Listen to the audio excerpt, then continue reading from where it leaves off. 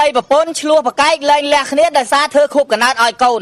មានតែធ្វើខូបកណាត់កូនមកទៅជារឿងបាទធំដុំរហូតដល់លែងលះគ្នាប៉ុន្តែដែលឡែកអ្វីដែលសំខាន់នោះប្រពន្ធថាគាត់ខំចិញ្ចឹមកូនតាំងពីកើតមករហូតបាទតាំងពីបាតជើងក្រហមណាតើឡាប្តឹងផ្ដាល់ទៅដល់តុលាការប្រទាញបន្ទងគ្នាឥឡូវតុលាការកាត់កូននឹងទៅឲ្យប្តីឯណោះថាគាត់ថាប្តីអត់ដែលមើលកូនសោះដល់ពេលអញ្ចឹងកើតទុកមិនសុខចិត្តរត់មករកសារព័ត៌មានជួយផ្សព្វផ្សាយរកយុត្តិធម៌ខ្ញុំឈ្មោះមួនសុកឡាបងមួនសុកឡាចាឥឡូវបងរាយរាប់ពីអង្គហេតុមើលថាមិនបានទៅជាមានរឿងរហូតដល់គ្រាន់តែខួបកណាត់កូនសោះคล้ายជារឿងធំរហូតដល់លែងលះគ្នានេះរឿងទី1ត្រឹមរឿងខូបកំណាត់កូនខែ4ថ្ងៃទី6ឆ្នាំ2025ប្តីខ្ញុំបានមកពីបន្ទាយដល់នោះទៅគាត់នឹងគាត់សុំខ្ញុំលុយ200000ជួយចេញស្រាឪពុកក្មេកធ្វើខូបកំណាត់នៅផ្ទះឪពុកក្មេកអត់ធ្វើផ្ទះខ្ញុំទេមានចៅស្រីមួយហើយនឹងកូនខ្ញុំមួយធ្វើរួមគ្នាណាចាធ្វើរួមគ្នាហើយមិនទៅយ៉ាងចាដល់ពេលនោះទៅខ្ញុំគាត់បានផ្ដល់លុយឲ្យខ្ញុំមែនប៉ុន្តែកូនខ្ញុំឈឺណាមួយខ្ញុំជពាក់ពេទ្យទៅខ្ញុំនឹងយកលុយ1លាននោះខ្ញុំទៅបែងចែកទី1ខ្ញុំបែងចែកសងពេទ្យហើយទី2ខ្ញុំនេះយកលុយទៅចងដៃការគេដែលខ្ញុំទៅការបានរយៈពេល3ឆ្នាំទៅដល់ពេលគេការទៅខ្ញុំអត់មានលុយទៅខ្ញុំនឹងជពាក់គេសិនដល់ពេលបានប្តីផ្ញើមកខ្ញុំនឹងយកលុយដល់សងគេចាដូច្នេះទៅប្តីខ្ញុំក៏អត់មើលដែរដល់ពេលអត់មើលដល់ពេលព្រឹកប្រហែលថ្ងៃទី6គាត់បានចេញត្រឡប់ទៅបន្ទាយវិញគេតងទៅសួរគេអត់ចង់តបចង់ឆ្លើយទេប៉ុន្តែពេលដែលសុំ2000000ពីប្រពន្ធហ្នឹងយើងអត់មានលុយឲ្យគាត់ខ្ញុំអត់ឲ្យតើអញ្ចឹងគាត់ខឹងណាចាគាត់ខឹងប៉ុន្តែគាត់អត់មើលទេអត់មានឆ្លោះប្រកែកឯពេលហ្នឹងទេអត់មានទេគាត់ទៅវិញសិនគាត់ទៅវិញទៅបន្ទាយវិញអូហើយមិនទៀតហើយដល់ពេលគាត់ទៅខ្ញុំវិញតាក់តងទៅគាត់ប៉ុន្តែគាត់អត់លើកទៅរយៈពេលខែ4ហ្នឹង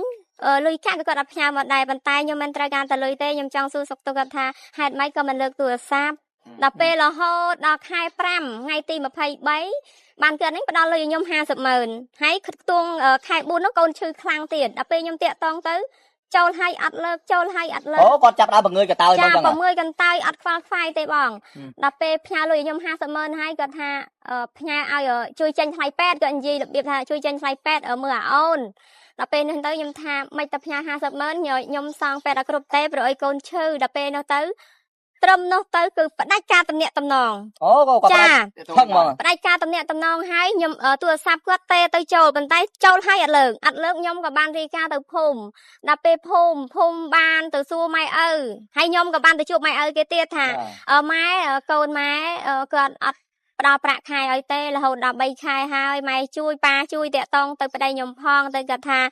គាត់ក៏តាក់តងអត់ចូលដែរគាត់ថាដាច់ខាតខ្ញុំគាត់អត់លើកទេលេខខ្ញុំនិងលេខមេភូមិគាត់លើកតែលេខម៉ែឪគាត់ទេអូចាប់បានដាច់អហង្ការណាចាខ្ញុំដាក់សំណើទៅឲ្យមេភូមិដល់ស្អីក៏ដាក់សំណើទៅដោះស្រាយនៅឃុំហើយមិនទៀតទៅបានគាត់មកដល់មកហើយបានឃុំនឹងហៅនោះហៅខ្ញុំអត់មានប្តឹងទេខ្ញុំហៅមកសម្រាប់សម្រួលគ្នាដល់ពេលសម្រាប់សម្រួលគ្នាទៅសួរពីរឿងហេតុផលថាស្នាណែហេតុម៉េចតាក់តងទៅអត់លើកហើយគាត់ថាគាត់បានតាក់តងមកដែរប៉ុន្តែគាត់តាក់តងមកនោះខែ11ថ្ងៃទី27ម៉ោង7កន្លះនោះគាត់បានទេមកខ្ញុំហើយគាត់ជេរហើយចាថាម៉េចគាត់ជេរថាម៉េចតាហ៊ានតាក់តងដល់មេគាត់ថាណាខ្ញុំថាខ្ញុំតាក់តងព្រោះឲ្យខ្ញុំបាត់ប្តីហើយចាខ្ញុំបាត់ប្តីហើយខ្ញុំណាមួយខ្ញុំទេចូលហើយអត់លើកទៅគាត់ជេរគាត់ថាមិនតែហ៊ានទេដល់មេមិនតែដឹងដល់មេហើយគាត់ជេរថាហ៊ានតែហៅម៉ែឪគាត់ដោះស្រាយក្នុងឃុំគាត់នឹងមកបាញ់ខ្ញុំសម្លាប់ចោលគាត់ក៏ស្លាប់ខ្ញុំក៏ស្លាប់អូគាត់គម្រាមចឹងចាគម្រាមប៉ុន្តែខ្ញុំខឹងពេកខ្ញុំអត់បានថតទេខ្ញុំទុនអស់ហើយទៅខ្ញុំក៏អត់បានជេរគាត់វិញដែរយើងមាននឹកស្មានទេគ្រាន់តែលុយ200,000ធ្វើគ្រប់កណ្ដាលជិះតែគាត់ខឹងថាហ្នឹងខ្ញុំអត់នឹកស្មានទេខ្ញុំអត់នឹកស្មានថាគាត់ដល់កម្រិតដែលគាត់ទេមកជេរបចោថាខ្ញុំនឹងខ្វះប្រុសមែនបានទៅនៅចាំរងចាំគាត់នោះអូហើយគាត់ថាគាត់មិនឲ្យលុយទេខ្លាចខ្ញុំនេះឯងយកលុយនេះមកពុតពងម៉ែឪខ្ញុំចាទៅខ្ញុំអត់មានពុតពងម៉ែឪខ្ញុំទេសំខាន់គឺចិញ្ចឹមកូនប៉ុន្តែគាត់អត់ចិញ្ចឹមកូនតោះឥឡូវមកដល់ចំណុចដែលត្រូវរឿងបែកបាក់ហ្នឹងឥឡូវទៅគាត់មកសាលាឃុំអត់គាត់មកដោះស្រាយខែ3ថ្ងៃទី2មកដោះស្រាយបងចាដល់ពេលដោះស្រាយផ្សះផ្សាគ្នាគេអត់ព្រមទេគេឆ្លើយថាគេនឹងអត់ចុះសម្រងគ្នាប៉ុន្តែការពិតគឺទំនាក់ទំនងខ្ញុំទេទៅហើយគាត់អត់លើកដាច់ខាត ទៅគាត់ថាអត់សាប់គាត់ថាអត់សម្រុះអ ចឹង ត់ គាត់ សម្ ដាច់ រុះ ខាត សម្ ក៏ រុះ ចង់លេងចឹងហី ទៅដល់ពេលមេឃុំថាអូនឯងយត់យ៉ាងម៉េចទៅគាត់ថាគាត់ព្រមលែង គំនិតដែលអ្នកដែលចង់លេងហ្នឹងគឺផ្ដើមមកពីគាត់ណា ចា មិនមែនយើងដែលចង់លេងគាត់មុនទេ ហើយឆ្នៃនឹងឃុំគាត់គឺអ្នកលែងខ្ញុំនឹងឃុំខ្ញុំឆ្លើយថាអត់លែងទេ ប៉ុន្តែគាត់ដាច់អហង្ការហើយ គាត់តែហង្ការគាត់ត្រូវតែលែង ចុះពីណាតែប្តឹងទៅតុលាការដើម្បីទាមទារកូន ឈ្មោះកាន់ច័ន្ទវាសនា គាត់ឈ្មោះកាន់ច័ន្ទវាសនា ចា ប៉ុន្តែគាត់អ្នកប្តឹងទៅតុលាការចឹង គាត់អ្នកប្តឹងទៅតុលាការ អូគាត់តែរឿងពីធ្វើគប់កណ្ដាលកូនរហូតដល់រឿងវែងឆ្ងាយតទៅពេលដល់តុលាការយ៉ាងម៉េចបានជាបងប្រាប់ថាខាងតុលាការសម្រេចកូននេះយកឲ្យគាត់ ខ្ញុំទៅលើកទី1គាត់បានទៅតទល់នឹងគ្នាដល់ពេលលើកទី2សំណួរទីមទ័មាត់គាត់អត់ទៅទេគាត់ឲ្យម៉ែឪគាត់ទៅហើយម៉ែឪគាត់ថានឹងឃុំគាត់ថាម៉ែឪគាត់ថាអត់លូកដៃទេប៉ុន្តែដល់ពេលដល់តុលាការម៉ែឪគាត់ទៅប៉ុន្តែប្តីអត់ទៅសំណួរទីមទ័មាត់អត់ទៅប៉ុន្តែខ្ញុំទៅប៉ុន្តែប្តីអត់ទៅដល់ពេលលើកទី3សេចក្តីសម្រេចមកគាត់អត់ទៅខ្ញុំទៅអត់ទៅដល់ពេលចេញដីកាមកគាត់នឹងមានអំណាចមេបាហើយគាត់ថាទទួលស្គាល់ថាឈ្មោះស្នានឹងអត់ចិញ្ចឹមកូនពិតមែនប៉ុន្តែលើកទឹកចិត្តកង់ត្រាប់ជួមក អូតុលាការគេសម្រេចឲ្យលើកទឹកចិត្តឲ្យកាត់បណ្ដឹងតែបកគលកូនឲ្យតែប្តីគេអញ្ចឹងគេលើអំណាចមេបាអញ្ចឹងកូនមានមួយណា កូនខ្ញុំមួយ2ខួប3ខែ កូនប្រុស ហើយ មូលហេតុអីបានជាយើងឥឡូវតុលាការសម្រេចឲ្យតែប្តីនេះហើយ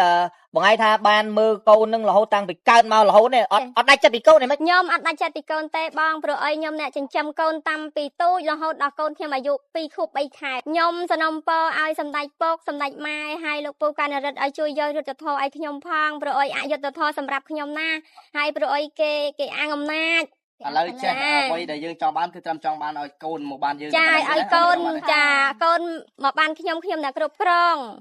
ចា អត់មានថាចង់បានគេបង ចា មិនទេ ហើយនឹងអាហារកិច្ចចិញ្ចឹមកូនបងចាអាហារកិច្ចចិញ្ចឹមកូន បាទ ចា អញ្ចឹងអរគុណពុកម៉ែបងប្អូនរឿងនេះជារឿងលក្ខណៈគ្រួសារណាគេហៅថាសង្គមគ្រួសារមួយយ៉ាងណាមិញសម្រាប់ទៅលើប្រព័ន្ធច្បាប់ ហើយសម្ដេចជួយខ្ញុំឲ្យសម្ដេចម៉ែសម្ដេចពុកហើយលោកពូកណ្ណរិទ្ធឲ្យជួយខ្ញុំ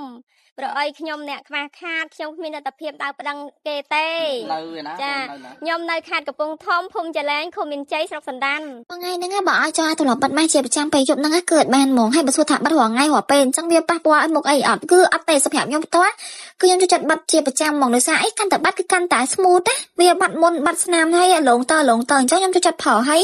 សំខាន់ពេលដែលបាត់ទៅគឺវាត្រជាក់ស្រួលហ្មងជាមួយនឹងម៉ាស់ទីចនេះគឺខ្ញុំចូលចិត្តប្រើខ្លាំងខ្ញុំថាបន្ទាប់ពីយើងបាត់រួចហ្នឹងហើយលាងទឹកបានអត់អ្នកនរគ្នាចង់លាងក៏បានអត់ក៏បានដែរគឺស្អែកទៅចិត្តយើងអញ្ចឹងណានិយាយទៅខ្ញុំឆ្លាញ់ម៉ាស់ណាស់ខ្លាំងហ្មងដោយសារអីវាមានទឹកអេសិនច្រើននេះចំណាំមើលម៉ាស់អីក៏ឲ្យតែមានទឹកអេសិនច្រើនណាគឺបាត់ឆាប់បានផលហ្មងចង់ឲ្យឃើញផលលឿនអ្នកនរគ្នាអាចជាមួយនឹងស្រោមបតង់ទៀតហើយជំរាបណៃគ្រីមណាព្រលឹមឡើងដល់តែឃើញផលហ្មងខ្ញុំមកឲ្យ10លើ10ហ្មងណាជាមួយនឹងស្រោមយន្តសិននេះម៉ាស់របស់យើងមាន5សន្លឹកប្រអប់តូចតម្លៃត្រឹមតែ$4កន្លះតែប៉ុណ្ណោះហើយប្រអប់ធំមាន10សន្លឹកតម្លៃត្រឹមតែ$7តែប៉ុណ្ណោះហើយសម្រាប់អតិថិជនចាស់ថ្មីដែលគាត់ទិញជាមួយនឹងផលិតផលរបស់យើងក្នុងមួយមុខគឺយើងថែមម៉ាស់ឲ្យគាត់1សន្លឹកអញ្ចឹងបងប្អូនទិញ5មុខទទួលបានម៉ាស់5សន្លឹកប្រូម៉ូសិនជូនបងប្អូនរហូតដល់អស់ពីស្តុក